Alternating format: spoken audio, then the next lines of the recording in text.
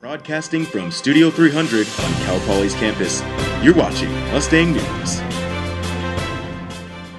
Good morning, Mustangs. Today is Wednesday, November 13th. I'm Christina Favuzzi. Mustang News starts now. Safer hosted a new event on campus promoting safe, healthy, and fun sex. We went to Dexter Lawn on Tuesday to get a look at Sex on Decks. Today we're holding an event called Healthy Sex on Decks. We combined with RPTA to create an event that kind of shows that Safer has a more fun side of educating the community on healthy sex and what that means, because a lot of times we get bundled into this kind of scary section of sex. Australians are the most receptive to the idea of having a threesome. 28% of them have claimed to have tried it. Oh, that's good. Good for those Australians. I partook in some Sex Jeopardy, and I learned that the average person burns about 20 calories every time they have sex, which I thought would be a lot more, but I guess not. Free condom? 80% of Cal Poly students are sexually active, and of the 19% who are not sexually active, 43% identify as abstinent.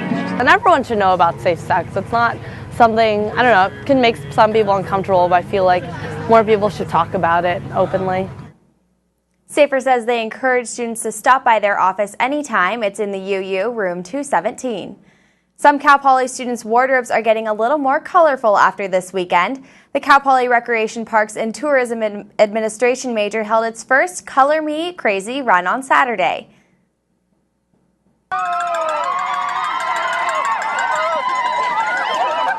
The run benefited the Special Olympics of San Luis Obispo County. Runners of all ages filled the starting line for the 5K. I'll definitely do it again. My favorite part was the beginning when there was a big blast part and everyone had excitement to start. The Special Olympics of SLO County say they saw a turnout of at least 300 people.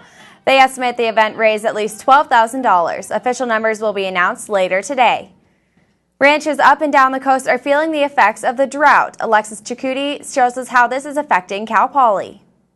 Some of the hills might be green, but the Central Coast is still in the middle of one of the worst droughts in 100 years. Cal Poly's large agriculture department is feeling the effects of the drought, especially in the animal science department. This year we've had a little more than 9 inches of rain, and generally we average almost 26 inches of rain. Cows are most affected by the drought. Less rain means that there is less grass for cows to eat, and ranch hands are resorting to more expensive alternatives to feed them.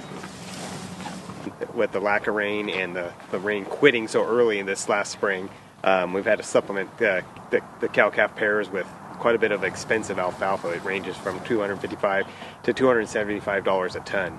Although Cal Poly has to use more expensive options such as hay and alfalfa to feed the cows, Cal Poly's preparation has allowed it to be in a better situation than other local ranches. I think here on the Cal Poly campus, Aaron's done a magnificent job of managing for these kind of drought circumstances. So we haven't had to cut as deep into our herds as some of the commercial ranches that are in towards the eastern part of San Luis Obispo County. Cal Poly has cut its herd by 100 so far, but more cuts would affect the amount of money that Cal Poly makes at the end of the year. Alexis Chakouti, Mustang News. And there's no rain in the forecast for this next week. Cal Poly is celebrating International Education Week. There will be an International Coffee and Tea Time event in the Multicultural Center today. It's an opportunity for students to meet new people and talk about culture and friendship. Coffee and tea will be provided. You just have to bring your own cup. That goes from 1 to 2 p.m. That's Mustang News for today. You can catch our daily broadcasts on mustangnews.net. You can also watch our weekly half-hour shows on Charter Channel 19, Campus Channel 2, and UHTV Channel 7. Thanks for tuning in.